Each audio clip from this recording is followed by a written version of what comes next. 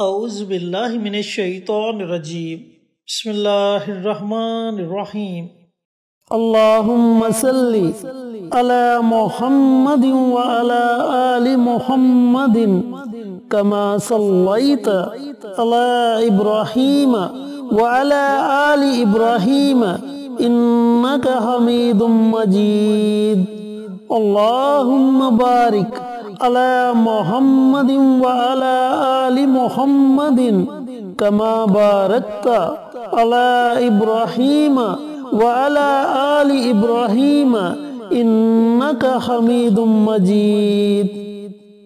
Asif Islamic T V کے پیارے دوستو، السلام علیکم ورحمۃ اللہ وبرکاتہ۔ میرے دوستو، میرے بھائیوں، میری بہنوں، آج 10 ربیع الاول اور بدھ کا مبارک دن ہے۔ تو جیسا کہ آپ جانتے ہیں کہ ربیع الاول بڑا ہی مبارک مہینہ ہے۔ اللہ رب العزت نے کچھ مقامات پر فضیلت بخشی، کچھ قرآنی آیات کو کچھ قرآنی آیات پر فضیلت بخشی، اسی طرح کچھ صورتوں کو کچھ صورتوں پر فضیلت بخشی، کچھ دنوں کو کچھ دنوں پر فضیلت بخشی۔ جس طرح ہفتے کے دنوں میں سے جمعۃ المبارک کے دن کو بڑی فضیلت بخشی، اسی طرح لیلۃ القدر کی رات، شب برات کی رات، اور اسی طرح ربیع الاول کا مبارک مہینہ، اور اس مبارک مہینے میں 12 ربیع الاول کا مبارک دن۔ تو دوستو، بھائیوں اور بہنوں، آج میں آپ کے ساتھ 10 ربیع الاول بدھ کے دن کا ایک آسان سا عمل شیئر کروں گا۔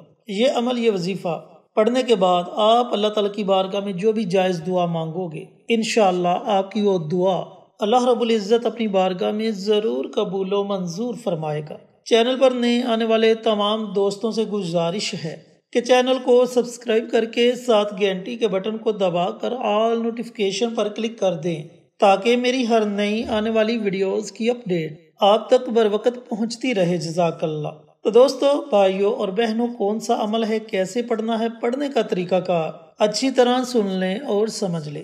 یہ عمل 2 نوافل کا عمل ہے، اور اس کے ساتھ بڑے ہی مبارک کلمات اللہ الصمد، ان کلمات کا عمل ہے۔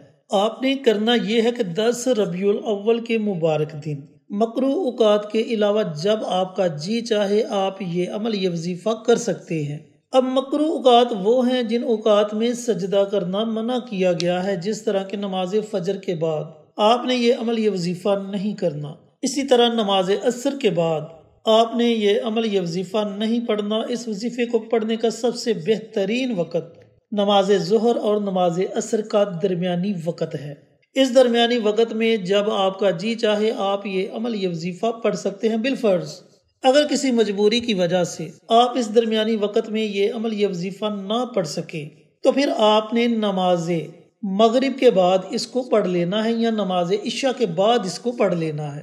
سارے طریقہ کار میں نے آپ کو بتلا دیے، جو طریقہ آپ کو بہتر لگے اس طریقہ کار سے آپ یہ عمل، یہ وظیفہ کر سکتے ہیں۔ سب سے پہلے آپ نے 2 رکعت نماز صلاۃ الحاجت کے ادا کرنے ہیں۔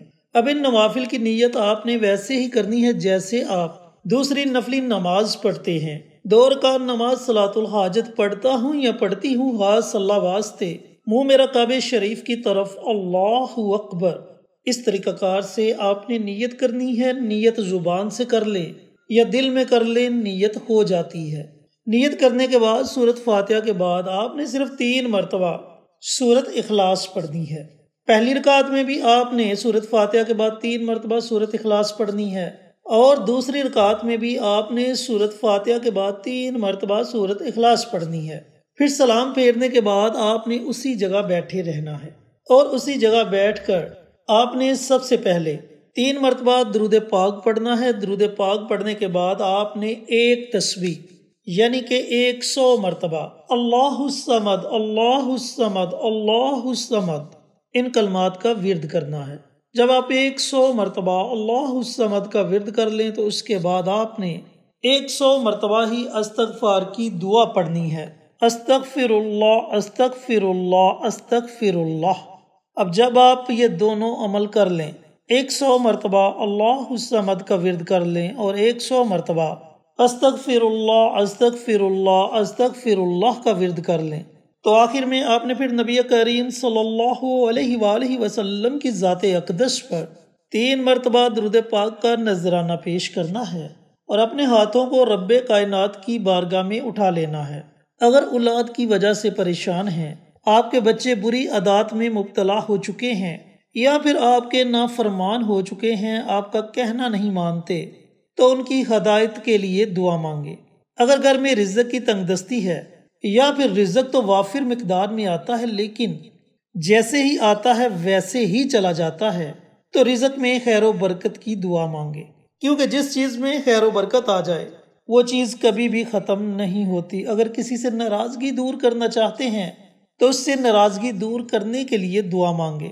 معاشرے میں عزت پیدا کرنا چاہتے ہیں تو معاشرے میں عزت پیدا کرنے کے لیے دعا مانگے، یعنی کہ آپ کی ایک حاجت ہے یا ایک سے زیادہ حاجتیں ہیں، ان تمام حاجات کے لیے اللہ رب العزت کی بارگاہ میں خصوصی دعا مانگے۔ انشاءاللہ میرے اللہ نے چاہا تو آپ کی جو بھی جائز حاجت ہوگی اللہ تعالیٰ اسے اپنی بارگاہ میں ضرور پورا فرمائے گا، اور آپ جو بھی دعا اللہ رب العزت کی بارگاہ میں مانگو گے اللہ تعالیٰ آپ کی دعا کو ضرور قبول و منظور فرمائے گا۔ دوستو، بھائیوں اور بہنوں، شرط یہ ہے کہ آپ جو بھی عمل کریں، جو بھی وظیفہ پڑھیں، اس وظیفے میں آپ کا یقین کامل ہونا چاہیے۔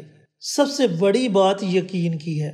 اگر آپ بڑے سے بڑا عمل کرتے ہیں اور اس میں آپ کا یقین نہیں ہوتا تو پھر آپ کو اس عمل کے، اس وظیفے کے پڑھنے کا کوئی فائدہ نہیں ہونے والا جب تک آپ کا یقین پختہ نہیں ہوگا۔ اور اگر آپ پختہ یقین کے ساتھ چھوٹے سے چھوٹا عمل بھی کرتے ہیں تو اس عمل کے پڑھنے کا بھی آپ کو فائدہ ہوگا۔ اس لیے آپ سے گزارش ہے کہ آپ جو بھی وظیفہ پڑھیں، جو بھی عمل کریں، اس میں سب سے پہلے آپ کا یقین کامل ہونا چاہیے۔ جتنے کامل یقین کے ساتھ عمل کرو گے انشاءاللہ اتنی جلدی اس کے فوائد آپ خود اپنی آنکھوں سے دیکھو گے۔ تو دوستو، بھائیوں اور بہنوں، یہ بڑا ہی مجرب اور طاقتور عمل ہے۔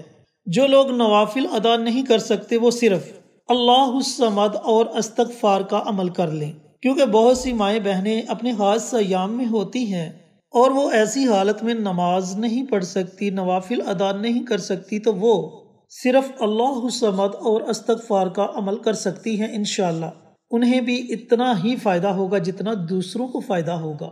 اللہ تعالیٰ سے دعا گو ہوں کہ اللہ پاک آج 10 ربیع الاول بدھ کے دن یہ مبارک عمل، یہ مبارک وظیفہ مجھے بھی، میرے تمام بھائیوں کو، میری تمام بہنوں کو پڑھنے کی توفیق عطا فرمائے اور صدقہ جاریہ سمجھ کر دوسروں کے ساتھ شیئر کرنے کی توفیق عطا فرمائے، تاکہ آپ کے ساتھ ساتھ دوسرے لوگوں کا بھی فائدہ ہو سکے۔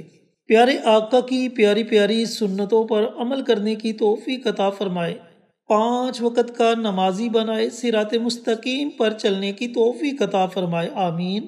انشاءاللہ پھر کسی نئی ویڈیو کے ساتھ، اچھے وظائف کے ساتھ آپ کی خدمت میں حاضر ہوں گے۔ تب تک کے لیے اجازت دیں۔ السلام علیکم ورحمۃ اللہ وبرکاتہ۔